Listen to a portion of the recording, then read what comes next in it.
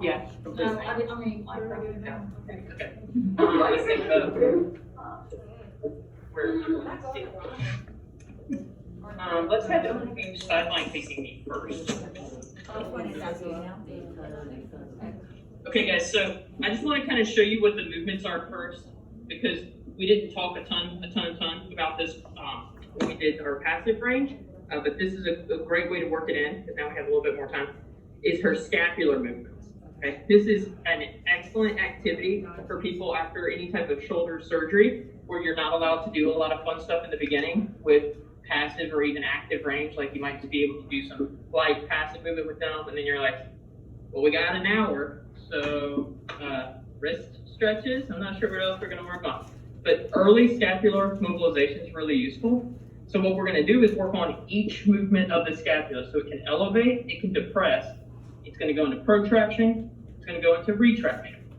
Okay, so I'm going to leave Kendall here in this position for a second, just for y'all to see the movement. So it's going to, my hand's going to be her scapula. All right, I'm going to get her to do it actively so that we can figure it out. And then I'm going to flip-flop her to show where we would be position-wise, because when you stand, we're going to kind of be here, and that's going to be in your way. All right, so Kendall, your job is going to be to elevate and depress your scapula first. Okay, so my hand is going to be just like her scapula. I'm not resisting her, I'm just for y'all to see the movement. So she's going to elevate and then depress. Good job. Elevate and depress. Okay, now try protraction and retraction. Protraction, retraction, protraction, retraction. Okay, so those are the movements I want to work on with her. Again, we can start passively, then active assist, then active, and then we move into resisted movement. So now that I know she has all that active motion, we're going to pretend that we didn't flip sides. So we're going to flip sides. So it'll roll on your side facing them. Face the good people. Okay, as far as body mechanics go, I'm going to get her close to me. So come close to me. If you say it like that, that's not creepy. Okay, so when I go to move her scapula, I want my hand to be able to get to her coracoid process. Okay, so mine, kind of the base of my palm, is going to be right at her coracoid process. My other hand is going to be right on top of her scapula. So kind of cupping her scapula itself. All right, now when she goes into elevation, I can move her to protraction, I can push her back into retraction, I can move her down into depression. So I can do all that passively with my body. Look at that, just moving. Just such a good relaxer for scapular movement. All right, so in that same way, my hand position is perfect for blocking her movement. So let's do elevation first. She's going to try to go into elevation. Good. And then when she goes into depression, I have to block kind of with the base of my palm back here at the inferior ankle. So push down into depression. Good. Try elevation. Good. And depression.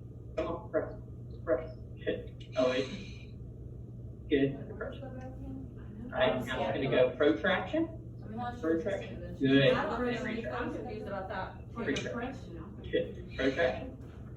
And then retract under this. Good. So what we want to look for. Okay, when she goes into protraction, all right, go on.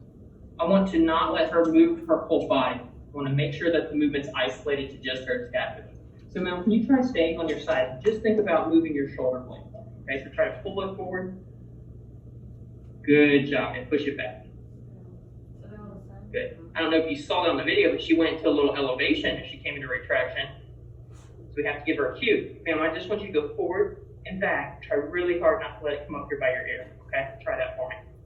Forward, forward, forward. A little plunk. Good. And then back. Back, back, back. Come on. Back, back, back. Come on. Come on. Back, back, back. Back, back. Oh, oh. Okay. She gets tired. Sometimes. That's why we do this. Okay? So that's a sign that we need to keep working on it. All right? All right. Flip over one more time for me. Sides. See if we can get a view of it. Position. So when I'm coming under coracoid process, I want to hold it, and then the other hand's going to be kind of right there. So that's the inferior angle of her scapula in my little web space there. All right.